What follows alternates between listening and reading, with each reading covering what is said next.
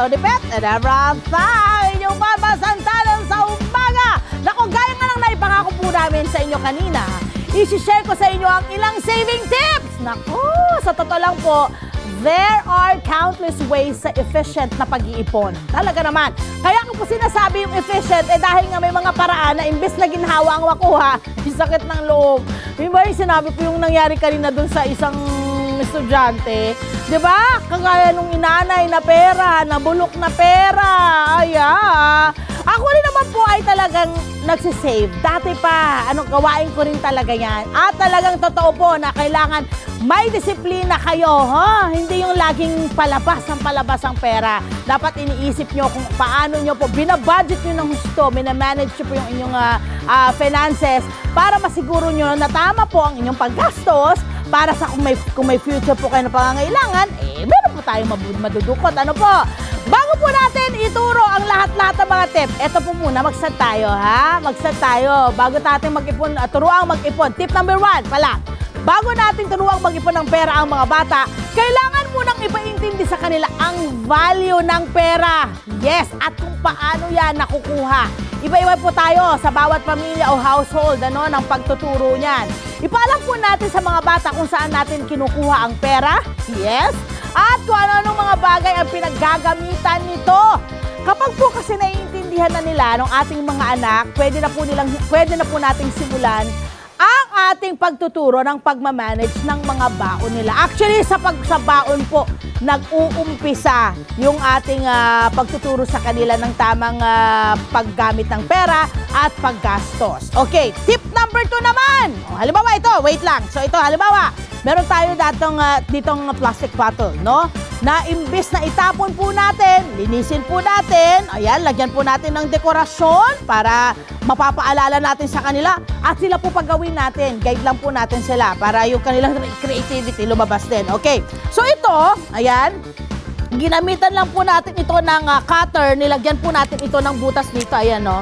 Meron tayong butas, nilagyan lang natin ng butas itong bote, ayan, kung saan pwede po nating ilagay yung kanyang, halimbawa, yung kanyang iipuning mula sa kanyang baon or sa mga binibigay na pera sa kanya ng mga tito, tita, or ng nanay o ninyo, no? Para mamanage siya yung pera niya. At pwede nyo po silang turuan, halimbawa, para saan, no? Para saan yung ating itinuturo. Okay? Para saan yung ating, para saan yung pag-iipunan niya. Kagaya nito, nakalagay dito ay day out with friends. Bahala siya kung ano yung gusto niyang gawin. Ayan, nakalagay, ano? Ayan, makikita natin. So, ang kanyang budget ay 300 pesos. Pero parang mas marami pa sa 300 pesos ito. So, ilalagay lang po niya dyan yung pera. Ayan, papasok lang. Ayan, o, diba? Nalagay na po. Or, pwede rin po yung ating mga tigwa 100 pesos. Ito naman ay pwede naman dito mo ilagay. Ayan, ilulusot mo rito. Ayan. But make sure, of course, na yung ating plastic bottle ay hindi po, syempre, mapapasukan ng tubig. Ha? Kaya dapat nakalagay ito sa tamang area na hindi mapapasukan ng tubig para hindi po masira yung ating mga barya at mga bills na ipinapasok po dito po sa ating alkansya. Okay? At ang kagandahan po nito, kapag nakikita po ng ating mga anak, yung kanilang pag-iipon, I'm sure ma-excite po yung mga yan. At talaga namang baka sobra-sobra pa yung kanilang goals na makukuha. Okay, susunod na tip. May goal na tayo at target na budget. Saan nila ilalagay ang itatabing pera? Isa po ito sa pinaka-importante. Diba? Ang bills po ay gawa sa papel. Kahit na matibay pa yan, nasisira at nabubulok po ito. Kung mabasa o kainin ng hayop o insekto, ay, sayang. Kaya iwasan po, eto, ang mga karton. Okay? Pangalawa, kahoy. Kasi kagaya nakita natin yung kawayan, di ba? Inanay. So sa alkansya natin, kailangan gumamit po tayo ng kagaya po to, mga plastic bottles. Pwede rin po yung mga babasagin na bote, no? Or garapon. Kagaya na pinakita ko kanina sa inyo. Pwede po yun. Kung hindi lang masyadong malaki ang budget na iipunin, pumili lang po ng tamang size. Mas encouraging sa mga bata kung nakikita po nila yung progress. Kapag masyadong malaki kasi parang, alam mo yun, naiinip. Pero ako parang okay lang sa akin na malaki. Alam niyo bakit? Tinuturuan din po natin sila ng pasensya. Na kailangan, ganun talaga. Kung mas malaki ang gusto nating goal, di kailangan mo ng pasensya, kailangan mo ng pag-iipon, kailangan ng disiplina para makuha mo yung goal mo. Di ba? Kailangan din po, gaya nito, tuyong-tuyo ang bote. Iwanan lang po lang ng ilang araw na walang takip, kusa na po yung matutuyo. Gamit po yung cutter, gaya na nasabi ko sa inyo kanina. Ayan, maglagay po ng butas para sa coins. Kailangan mas mahaba ng konti sa 20 peso coin. Ay, oo nga, kasi may mga 20 peso coin tayo. Huwag masyadong sobra namang laki.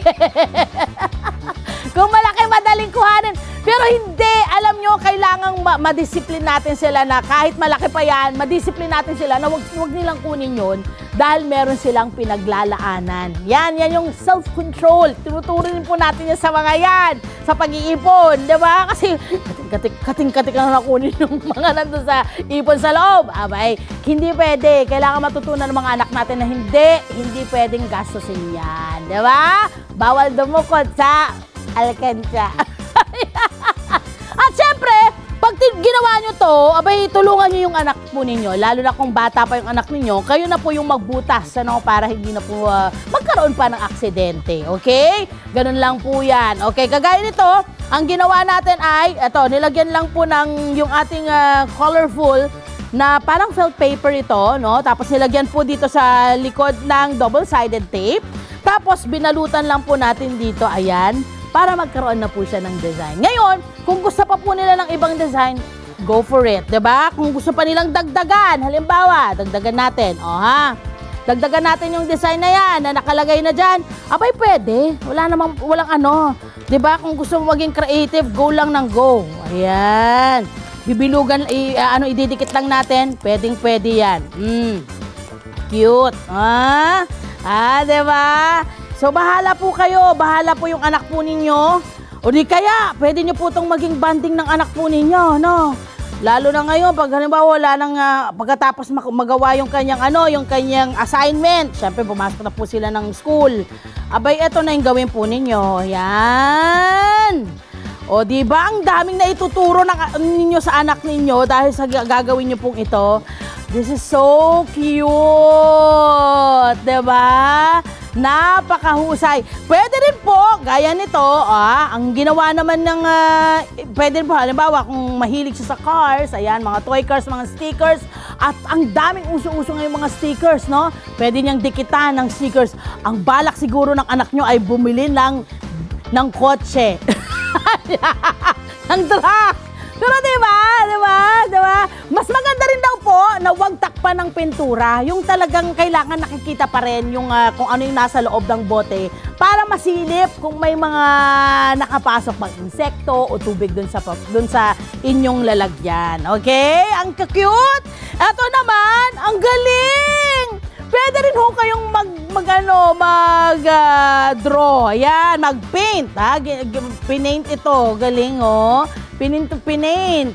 Pati yan. O di kaya kung ano mang scribbling na gawin ng anak po ninyo, go for it. Diba? Lahat ay okay.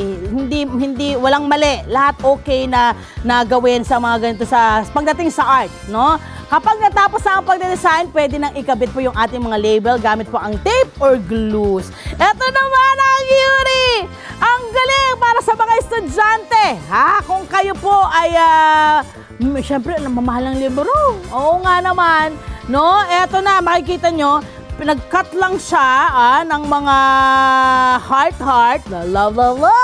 Ayan, Pero ito raw po ay paglalaanan para sa libro na ang budget ay 500 pesos.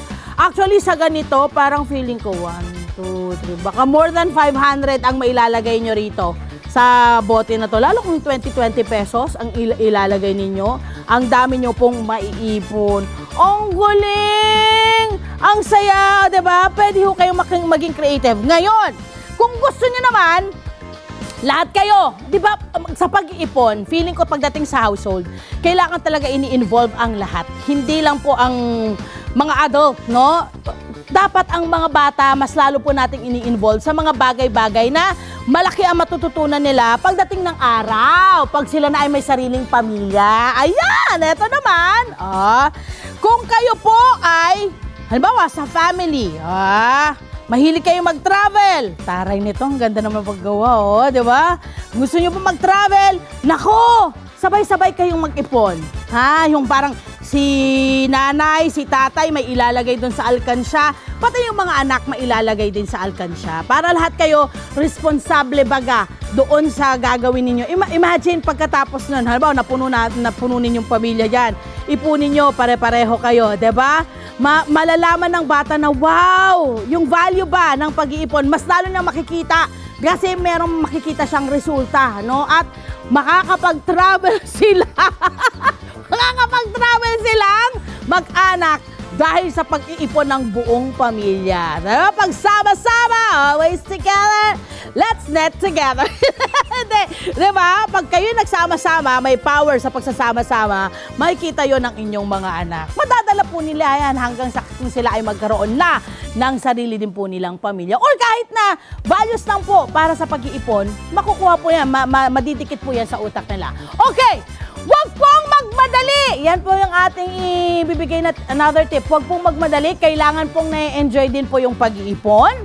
Hindi maganda yung itatabi para sa day out with friends ang kalahati ng baon tapos gutom ang bata araw-araw. Huwag naman. No deprivation. Huwag ganon, ha? Yung konting sakripisyo, but not naman ide-deprive, no? Yung ating mga anak pagdating sa ganun. Okay lang. Halimbawa, sabihin natin, kalahati anak, ikaw, bahala ka, kalahati. Or actually, let them decide kung anong gusto nila because you're also teaching them kung yung tamang pagde-decide kung alin yung tama. Kasi, di ba, lahat naman tayo ay habang lumalaki, pwede tayong magkamali. Nag-eksperimento naman talaga, totoo naman talaga yun. Para makita na yan na, ay, hindi nag-work, parang ang bagal nung kalahati lang yung nilalagay ko. Or, nabawa, 1/3 lang or 1/4 lang ng aking baon. Eh, parang gusto ko ng, di ba? Matututunan nila yan. Ito, tip number 5, gawing big day sa pamilya ang pagbubukas ng, big deal, pagbubukas ng alkansya. Oh, may milestone yan. I'm sure ang saya-saya ng moment na yon. Sa susunod, ibang goal naman ang gagawin ninyo at madadala nila yan sa kanilang paglaki. Matututo rin sila ng tamang paggastos at sa wastong edad, pwede na silang turuang mag-save din sa bangko. Actually, si Job, yung anak ko, parang 7, 8 pa lang siya, tinuruan ko na siyang magbangko. Tinuruan ko na siyang mag-ipon. Siya na yung, kung pinapirma ko, kunwari, sige, pumirma. para alam niya, di ba? Para alam niya. Lagi ko siyang sinasama. At pati nga yung pagbibusiness, tinuro ko rin sa kanya. Lahat ituro niyo yung mga gandang bagay, lalo na sa mga life skills, ibigay niyo yan po yan sa mga anak natin, no? Para sila rin, pagdating ng araw, alam nila paano mag-survive.